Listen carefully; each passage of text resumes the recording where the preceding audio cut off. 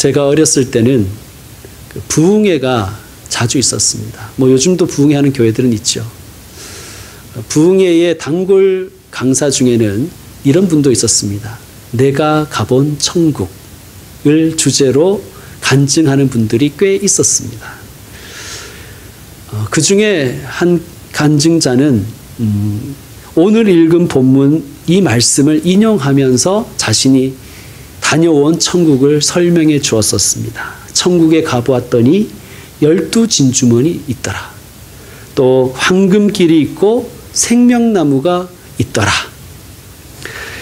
그리고 좀 덧붙였습니다. 저는 그것도 성경에 나오는 줄 알았는데 제가 성경을 다시 읽고 연구해 보니까 그건 없더라고요. 그분이 이렇게 얘기했습니다. 자기를 위해서 대저택이, 그때 이렇게 표현했어요. 100평짜리 저택이 자기를 위해서 준비되어 있더라.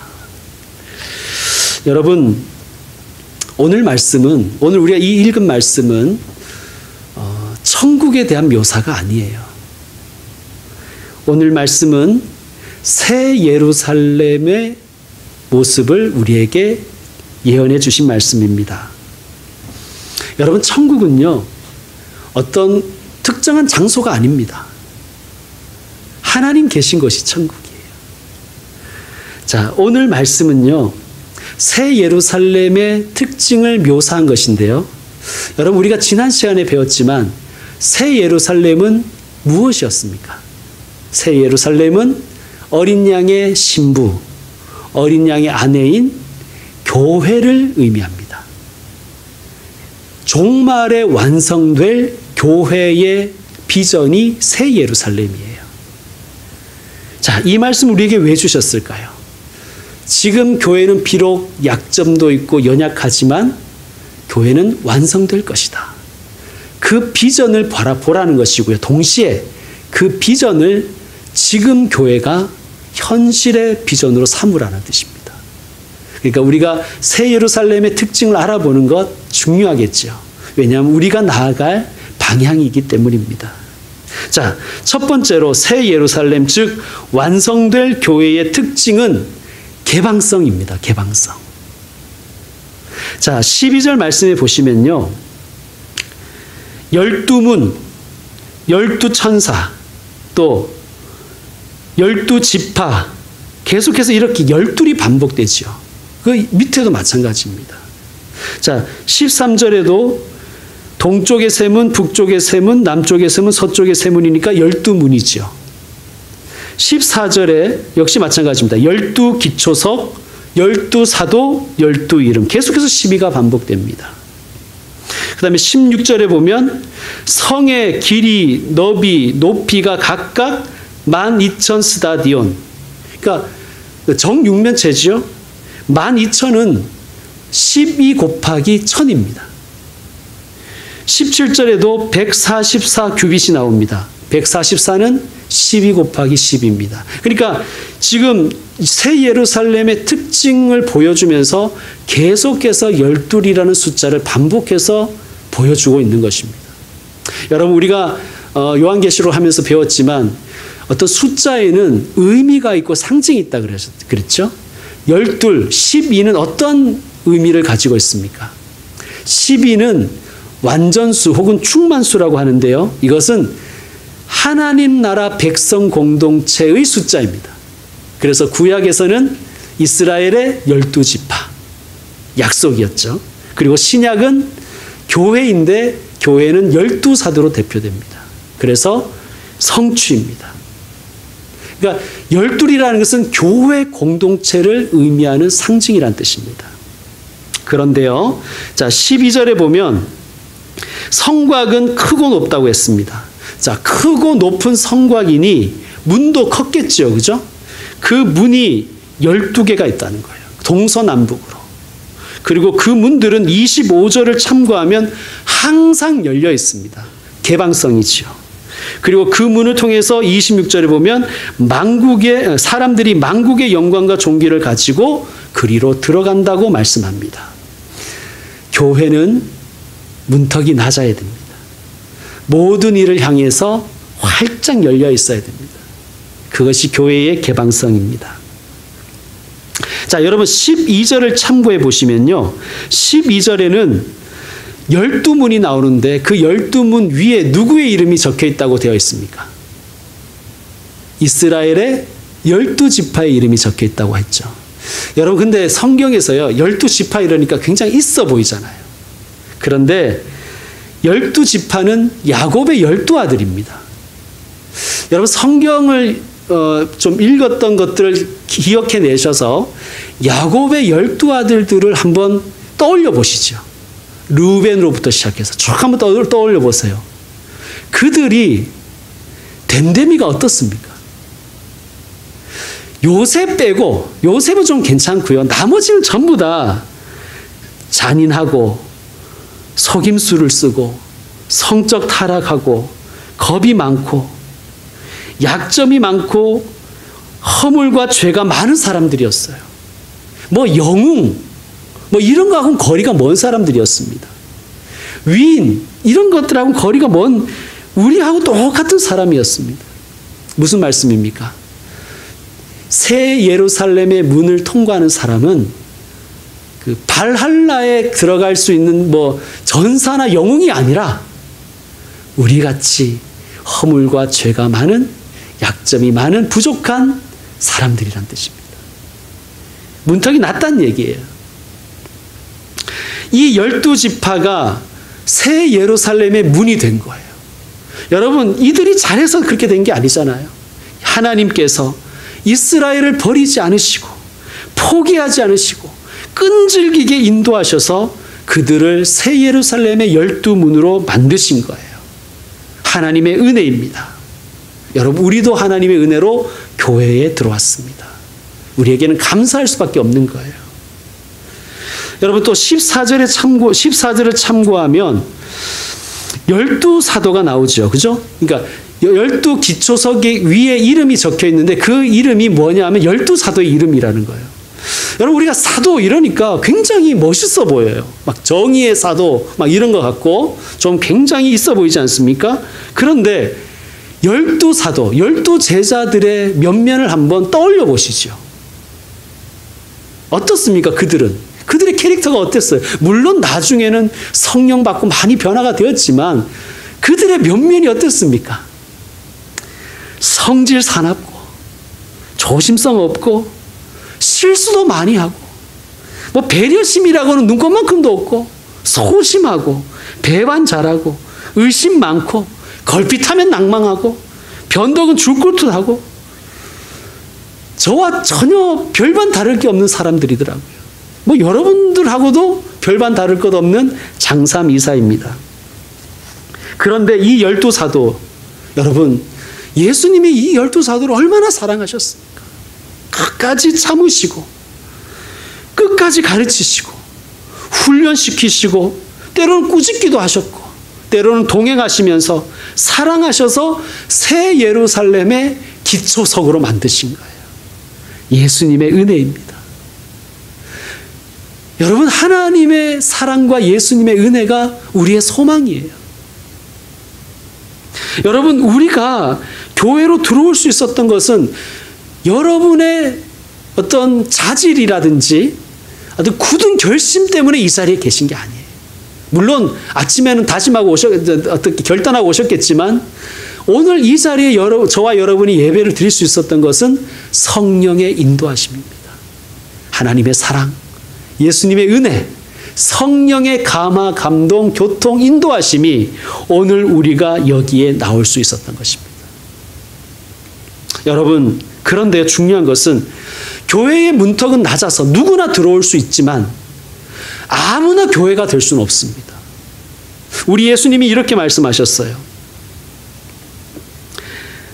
수고하고 무거운 짐진 자들아, 다 내게로 오라. 내가 너희를 쉬게 하리라. 예수님이 모든 이 인생 가운데 수고하고 짐진, 이 죄의 짐을 지고 살아가는 우리 모두를 초청하셨습니다. 그런데 그 다음에 이 말씀을 하셨어요. 나는 마음이 온유하고 겸손하니 나의 멍에를 메고 내게 배우라. 그리하면 너희 마음이 쉼을 얻으리니. 그러니까 우리를 초청하신 예수님이 네 마음대로 해라 이런 게 아니라 나의 멍에를 메고 내게 배우라는 거예요. 그리해야 너희 마음에 쉼을 얻는다고 말씀하셨습니다. 교회에 들어오는 것은 쉽습니다. 그러나 교회 되기는 어려운 것입니다. 그러나 교회는 열려 있어야 되죠. 동일한 말씀이 오늘 우리가 읽은 말씀 중에 27절에 있습니다. 27절 말씀 우리가 합독하겠습니다. 27절 시작. 무엇이든지 속된 것이나 가증한 일 또는 거짓말하는 자는 결코 그리로 들어가지 못하되 오직 어린 양의 생명책에 기록된 자들만 들어가리라. 아멘. 어린 양의 생명책에 기록되는 자들, 분명히 설명하고 있죠. 속된 것이나 가증한 일 또는 거짓말하는 자는 결코 그리로 들어가지 못한다. 교회가 될 수 없다는 뜻입니다. 정리하겠습니다. 새 예루살렘의 특징 첫 번째는 개방성입니다. 누구에게나 열려 있어요. 그러나 아무나 교회가 될 수는 없습니다. 두 번째, 완성될 교회, 새 예루살렘의 특징은 다양성이에요. 여러분, 오늘 우리가 본문을 쭉 읽었지만 보석이 많이 등장하지 않습니까? 자, 11절도 한번 보세요. 하나님의 영광이 있어 그 성의 빛이 지극히 귀한 보석 같고 벽옥과 수정같이 막더라. 18절부터 21절까지 우리 다시 한번 합독하겠습니다. 시작. 그 성곽은 벽옥으로 쌓였고 그 성은 정금인데 맑은 유리 같더라. 그 성의 성곽의 기초석은 각색 보석으로 꾸몄는데 첫째 기초석은 벽옥이요, 둘째는 남보석이요, 셋째는 옥수요, 넷째는 녹보석이요, 다섯째는 홍마노요, 여섯째는 홍보석이요, 일곱째는 황옥이요, 여덟째는 녹옥이요, 아홉째는 담황옥이요, 열째는 비취옥이요, 열한째는 청옥이요, 열두째는 자수정이라. 그 12문은 12진주니 각 문마다 한 개의 진주로 되어 있고 성의 길은 맑은 유리 같은 정금이더라. 아멘. 새 예루살렘을 묘사하는데 이렇게 많은 보석으로 묘사를 해요. 보석 좋아하시는 분들은 엄청 좋겠죠. 근데 보석도 희귀해야 좋은 거지 온 벽이 다 보석으로 되어 있고 문은 그냥 그 전체가 진주고 여러분 그 새 예루살렘이 비싸다 이런 뜻으로 이 말씀 주신 게 아니에요. 그리고 이 보석들 하나하나를 가지고 무슨 의미를 부여할 필요도 없습니다. 무슨 뜻일까요? 이것은 보석이 가지는 특징을 이해하라는 것입니다. 여러분, 우리는 천국에 대해서 너무 이렇게 단조로운 상상을 할 때가 많아요. 그래서 천국이 지루할 것 같잖아요. 그래서 어떤 사람은 그러더라고요. 지루한 천국보다 아주 익사이팅한 지옥이 좋다. 이렇게 말하는 사람이 있더라고요. 우리는 천국 이러면 지루한 어떤 그런 걸 생각합니다. 여러분, 교회를 떠올릴 때 어떤 걸 떠올리십니까? 교회를 떠올리실 때 지루한 것을 떠올리는 분들이 많아요. 여러분, 교회는요, 보석과 같다는 거예요. 여러분, 보석의 특징이 뭐예요? 보석의 특징은요, 독특한 빛깔을 가진다는 거예요. 여러분, 빛은 원래 여러 색깔이 합쳐진 것이잖아요. 그죠? 근데 그 빛이 어떤 물체에 닿았을 때 어떤 색은 흡수하고 어떤 색은 반사하면서 그 특정한 색깔이 우리 눈에 들어오는 것입니다. 우리 그걸 인식하는 것이죠. 보석은 그렇습니다. 보석은 그래서 한 색깔을 아주 선명하게 보여주는 거예요. 여러분, 그 예술가들 중에서 이 색채에 대한 재능이 있는 분들이 있잖아요. 예를 들면 반 고흐는 노란색, 우리가 전에 볼 수 없었던 노란색을 보여주고, 몬드리안이라는 사람은 파란색을 원색 그대로 보여주지 않습니까? 여러분, 하나님은 예술가세요. 하나님은 교회를 이렇게 측량하신다는 것은 교회를 이제 완성해 가실 텐데요. 하나님의 측량은 곧 완성을 의미합니다. 하나님이 완성하시는 교회는 단조롭지 않다는 거예요. 단색이 아니에요. 그냥 형광등 색깔 같이 그런 교회를 하나님은 그리지 않으십니다. 그런 교회를 세우지 않으십니다. 여러분, 다양성은 좋은 것입니다. 여러분, 복음서를 사복음서로 하나님이 우리에게 주셨잖아요. 하나님이 제일 싫어하는 것이 이게 획일화되는 것입니다. 예수님에 대한 관점에 대해서도 이렇게 네 복음서가 존재를 하는 거예요. 사복음서는 각각 보석 같습니다. 여러분, 이 새 예루살렘의 다양성을 오늘날 우리가 비전으로 삼으면요, 교회는 어떤 자세로 살아가야 될까요? 여러분, 너무 흑백 논리에 좌우돼서는 안 됩니다.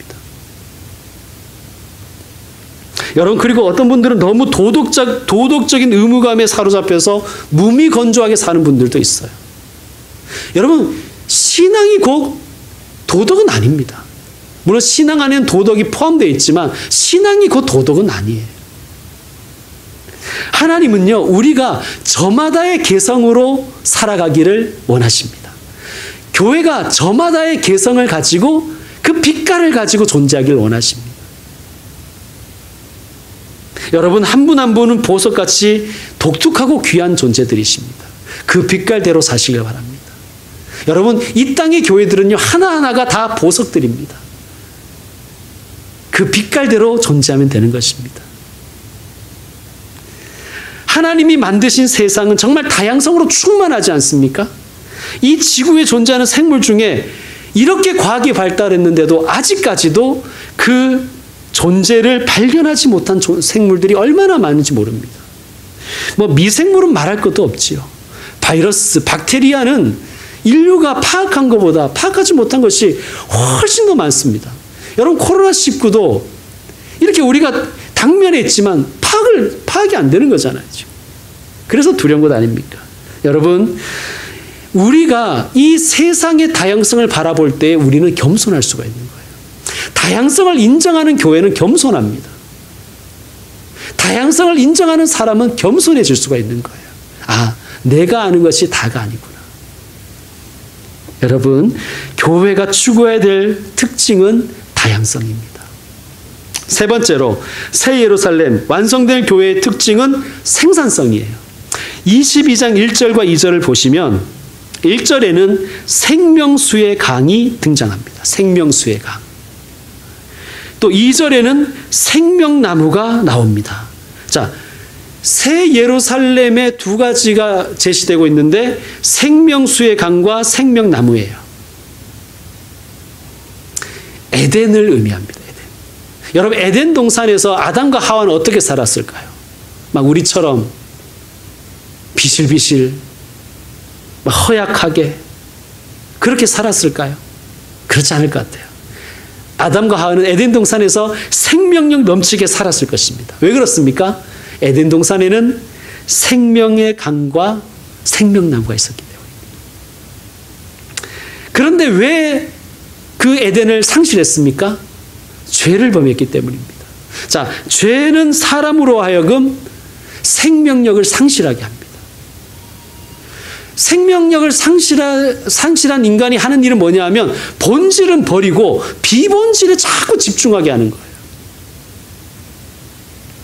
어떤 분이 영양실조에 걸렸는데 막 빈혈에 시달리고 탈수 현상을 겪으면서도 그분은 아주 값비싼 화장품을 얼굴과 몸에 바르더라고요.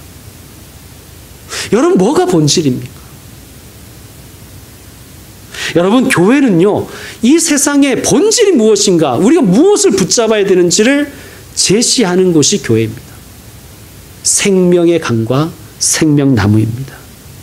여러분, 그런데 생명의 강은 무엇을 의미하고 생명나무는 무엇을 상징할까요? 우리가 이 말씀은 성경을 좀 찾아볼 필요가 있습니다. 자, 요한계시록을 요한이 썼죠? 요한이 쓴 복음서가 있어요. 요한복음입니다. 요한복음 7장으로 먼저 가보시겠습니다. 자, 생명의 강이 무엇인지 성경이 말씀하고 있습니다.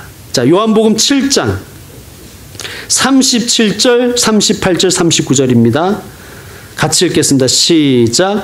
명절 끝날 곧 큰 날에 예수께서 서서 외쳐 이르시되 누구든지 목마르거든 내게로 와서 마시라.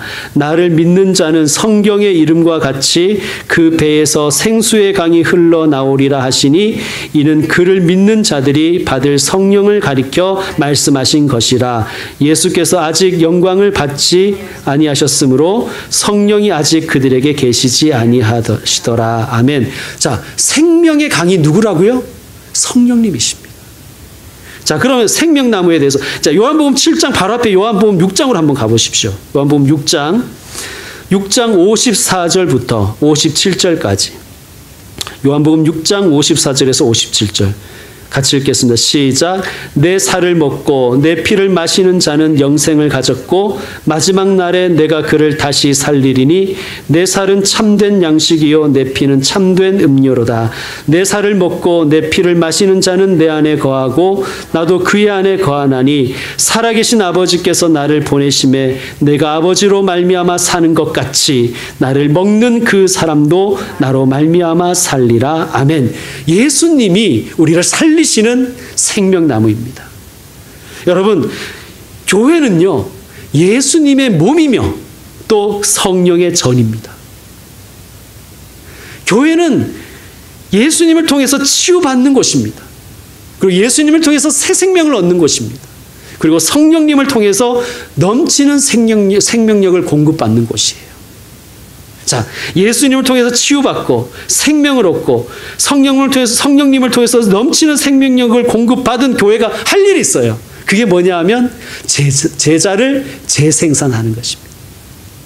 생산성 높은 교회가 되어야 되는 것입니다.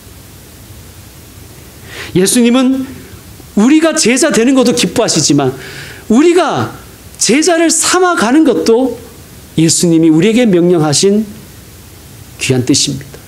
여러분, 제자를 재생산하는 교회가 새 예루살렘의 비전을 이루어가는 교회입니다. 이제 말씀 마무리하겠습니다. 자, 새 예루살렘의 특징 세 가지를 배웠어요. 뭐였습니까? 첫 번째는 개방성, 두 번째는 다양성, 그리고 생산성입니다. 개방성, 다양성, 생산성. 그런데요, 이 특징은요, 하나님과 닮았어요. 예수님과 닮았단 말씀입니다. 그러므로 우리가 정리하면 이렇습니다. 교회는 하나님을 닮아가야 한다. 교회는 예수님을 닮아가야 된다. 새 예루살렘의 비전을 공유하는 교회는 오늘 우리 교회를, 이 땅의 교회를 하나님 닮아가는 교회로 세워가야 하는 것입니다. 사랑하는 성도 여러분, 하나님을 닮아가는 교회, 새 예루살렘의 비전을 품는 교회, 우리 교회가 되었으면 좋겠습니다. 함께 그런 교회를 세워나가십시다. 기도하겠습니다.